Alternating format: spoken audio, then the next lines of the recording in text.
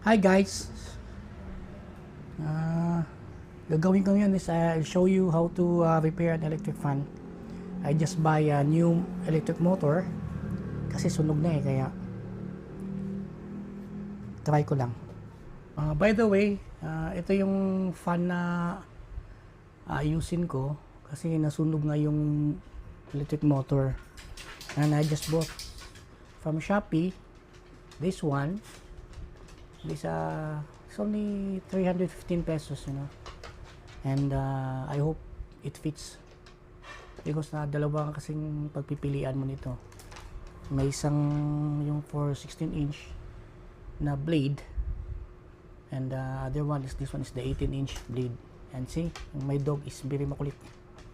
Yeah, just sit, watch, and learn. And if you have something to say, just comment below kung may mali ba sa mga nagawa ko, because I think it's my first time doing this. Bago muna, babakasin ko na to. And okay, first thing, you need to dismantle this fan. I hope it works. Hey boy, stoy.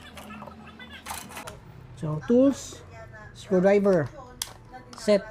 See, you need this one.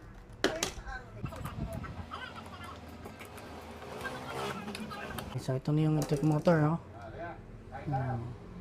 I don't know if same lang siya nito.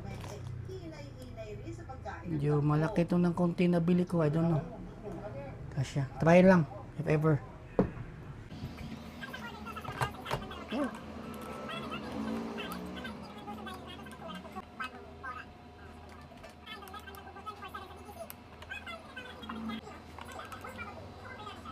Hi guys, bali ito lang naman yung gagawin nating wirings.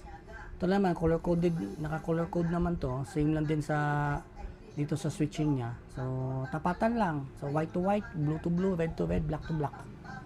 Wala lang kasi akong tubing, temporary lang to para lang matest if okay yung motor natin. And try natin, okay. Number 1. Oy, may something dito sa ikot-ikot niya, sa may rotary niya, mga gears. So, check ko muna to guys if sana magawa ng paraan. Sayang naman.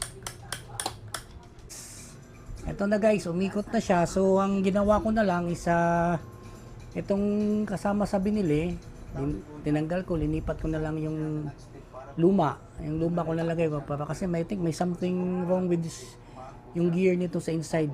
I don't know, maka-dislocate or something. Iyo ko lang magano puting-ting.